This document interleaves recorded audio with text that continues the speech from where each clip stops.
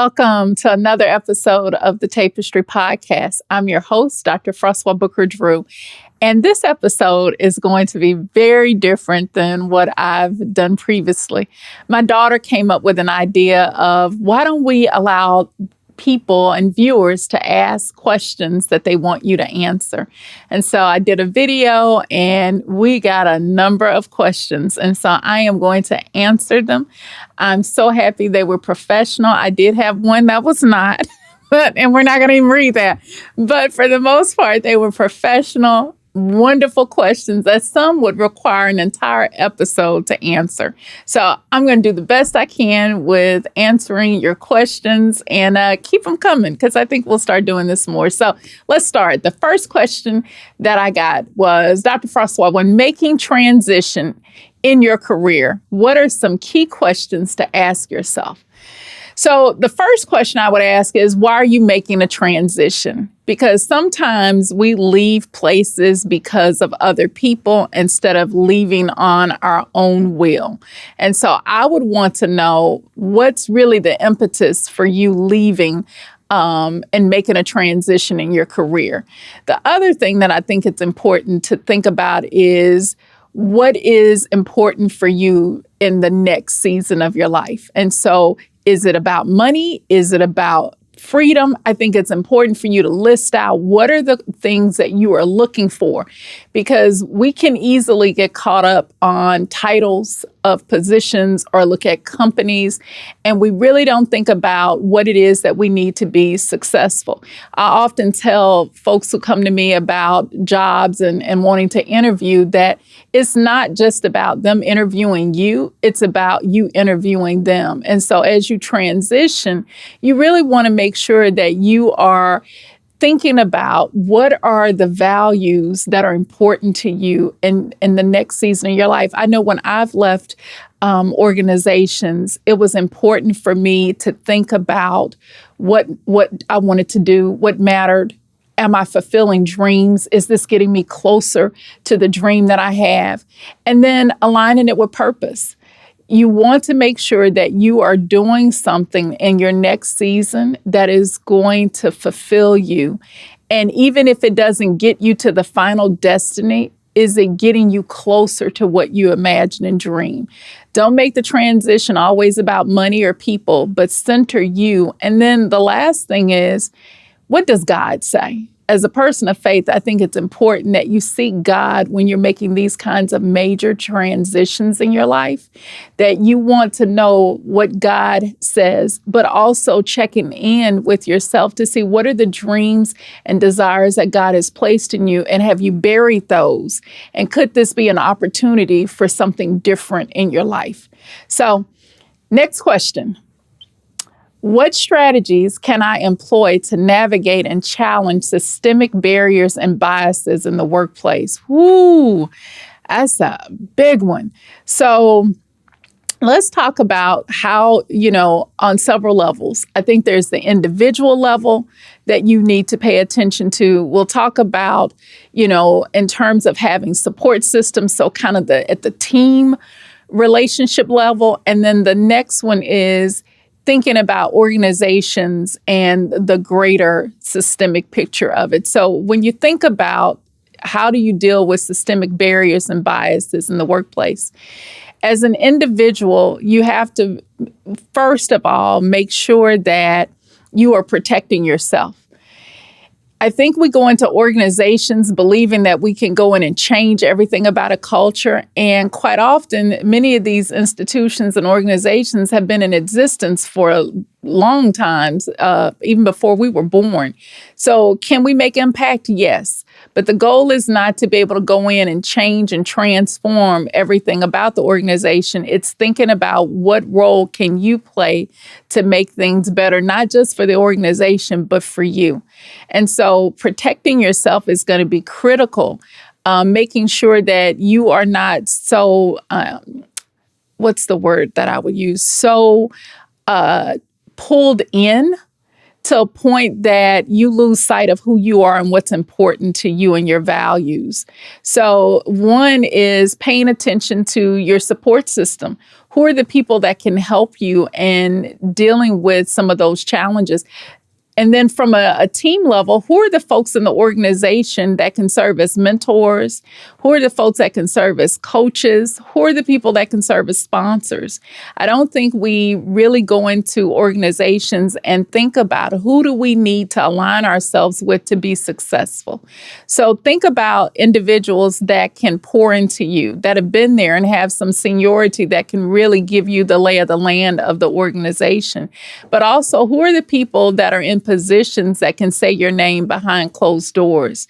How do you begin to start building your social capital, which is your relationships, your network, not just outside of the job? You need to do that as well, because that support is critical. But how do you do that inside of the organization so that you have a support network that when you're dealing with these challenges that come, and they will, that you have people that can advocate for you on your behalf and that can also provide insight for what you're doing? And then from an organizational level, how can you think about creating spaces of belonging? What does it really look like to create a team environment and a culture in an organization that really talks about these issues beyond just celebrating, Hispanic Heritage Month or Black History Month, that it really becomes ingrained in the culture of the organization? So how do you work with HR? How do you work with some of the affinity groups within your organization? If those don't exist, what does it look like to even begin to start them? But how can you begin to question and not accept some of those issues, those barriers and biases that exist? How can you begin to change that through your network and through relationships in the company so that you're able to deal with it? And if it doesn't change, and if it remains toxic, then it might be time for you to think about another place that you want to be. We spend so much time at work, and it's not worth it to be in environments that are going to create toxicity in your body, but also in your spirit. And so if you're going to be in a place that has barriers and they're not willing to adapt and change with you and for you, you might want to consider if this is a place that you want to give your time and talent to. So, next question. How does a person get into the nonprofit space as a career? A person should ask, do you really want to get into the nonprofit space as a career? So that's the first question you should ask. Why are you doing this? And in all seriousness, I think a lot of people get into nonprofit management because they want to help. And it's so much more than that.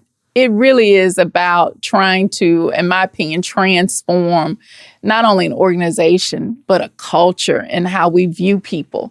So if you want to help people, you can volunteer, you can, be a part of a ministry at church, but don't do this to be able to heal yourself. Because I see a lot of people get in this space and it's more about, it makes me feel good about myself because I'm doing something to help others, or it's a way to heal wounds.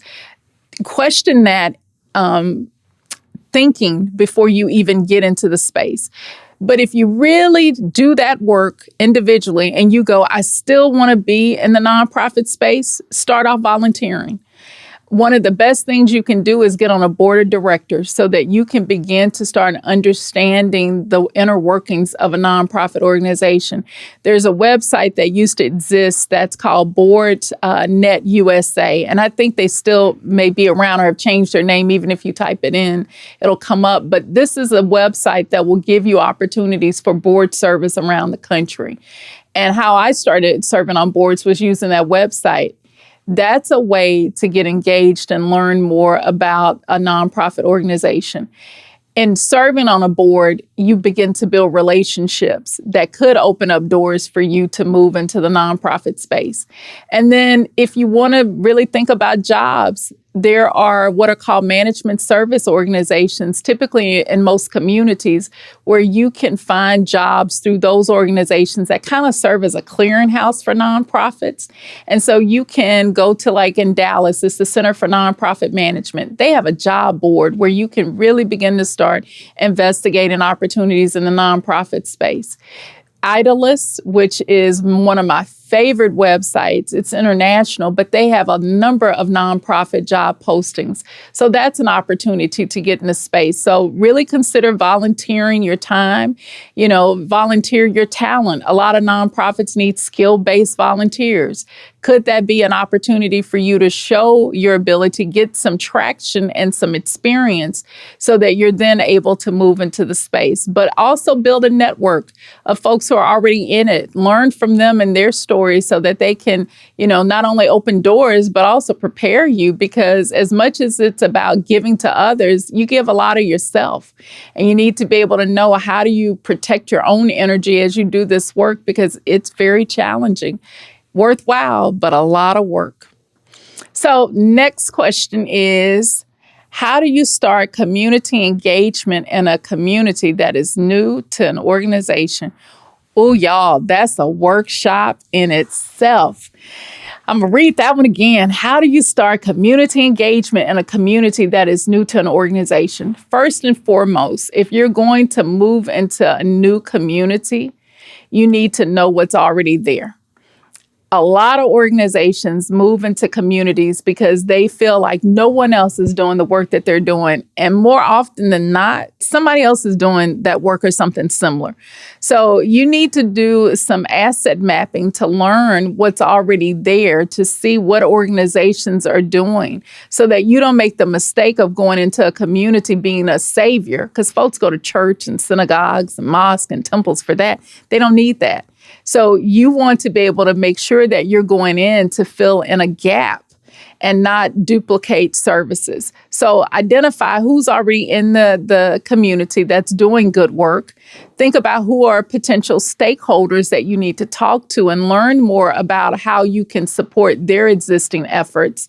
And then it's going to be important for you to think about, what does a strategy look like instead of just doing outreach, which a lot of organizations really believe that's engagement. Outreach is passing out flyers and having focus groups, and that's great, but it's often one-sided. How do you make sure that you're doing engagement, which is being there for the long term? It's listening to people. It's learning from people.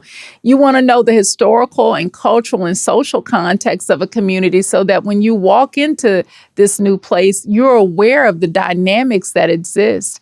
But it's important to also recognize that as great as data is, if data doesn't match the stories of people in community, then you might not want to start with that as your platform to stand on. When data and stories match, there's magic there. So make sure that you're not just relying on data to think that that's going to be the answer in serving community. You got to go out and meet with people and listen to them and learn what's going on in community. And asset mapping is my favorite thing to do. That's what I actually do in my business. And it's based on this theory called asset-based community development that says in every community, no matter how destitute a community may be, that there are resources that exist in that community. So always come into a community not trying to solve problems, but coming in and looking at the assets that already exist in that community and seeing it not from a deficit-based lens, but seeing it from a lens of all these possibilities. And in every community, we know that there are associations, there are institutions, there's physical space, that there's the local economy, and there are individuals, and even the stories. All of those things are important for you to identify before you start going into communities and doing work. So take the time to learn, listen, and laugh and love with people, because you will learn an enormous amount when you take that approach. So next question. They're getting more challenging as we go through. So how do we equip women of color to speak up and support other women of color experiencing harm in the workplace? That's another very complex question. So let's talk about speaking up and equipping people. First of all, there has to be a sense of safety for people to feel like they can speak up in spaces. And so if the environment is not safe, I think you want to examine how can you create another safe space for women of color to connect outside of the workplace so that when they're in the workplace, they feel a sense of solidarity and they feel a sense of connection that they know people are going to have their back when they're in challenging situations. What does it mean for you to build an affinity group or some kind of support group at the organization so that, one, you can learn from each other and share, but again, you have that solidarity that people need? It's going to require people feeling a sense of comfort to be able to speak up, because sometimes the consequences are far greater than just, saying something. And so for a lot of people, it's being able to understand what is the loss that they're scared of. Is it losing their job? Is it the possibility of being demoted? So it's going to be important when you're talking with folks about how do we stand strong together, is understanding what their needs are and what are the things that they need to feel to be supported in this space. It's a loaded question. I know the person who sent this one in. And so it's one of those things that when you're experiencing harm in the workplace, I'm very careful about telling people to stay in spaces that are not safe and that are not supporting and that are toxic. And so how do you protect yourself? How do you get a support system of people who will speak up and who will understand? And then it's also going to be important to think about how do you use your allies in this space as well? So it's going to be critical to have other people outside of your community that can serve as advocates for you. And I often call them not just allies. I want people that are co-conspirators, that are going to get dirty with me, who may not look like me, but are willing to stand up and not speak on behalf, but create space for me to speak. And so who are those people? Identify those people on the job that could be allies, that could be co-conspirators, that can also help advocate when people may not feel safe to do it on their own. But again, it's important for you to make sure that you are taking care of yourself when you're dealing with work environments that do not create spaces of belonging. How do you, therapy is going to be so important, because often in these environments, people feel like they're imposters. There's an amazing article that came out in Harvard Business Review. And in this article, it blew me away because the authors were basically saying there's no such thing as imposter syndrome. That many times it's the environments that women of color are placed in that make them question themselves.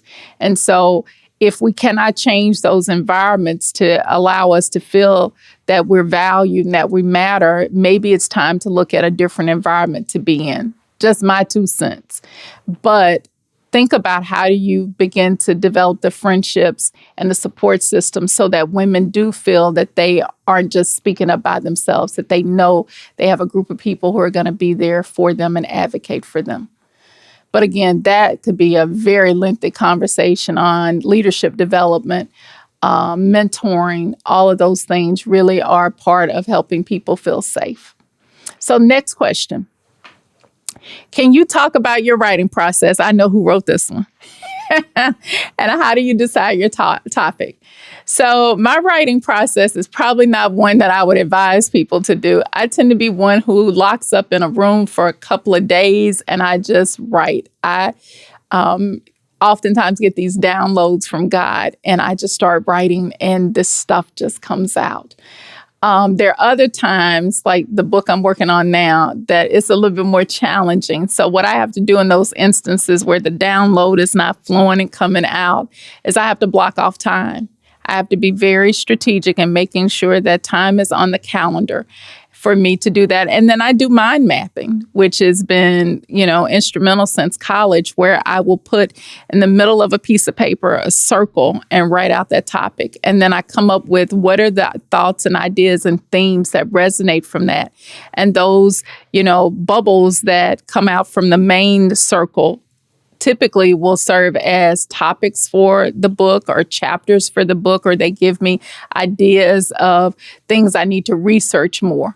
So when I'm writing, I typically don't read other people's stuff because I want to make sure that even though I may use it for research, I'll add that a little bit later on because I want to make sure that I'm authentically using my voice and not co-opting somebody else's stuff.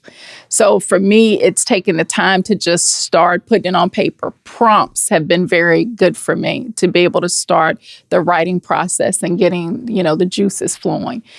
How I decide on a topic, it really is what's been in my spirit. And so the one that I'm working on now really was more a publisher coming to me and saying, this is a topic that we want you to focus on.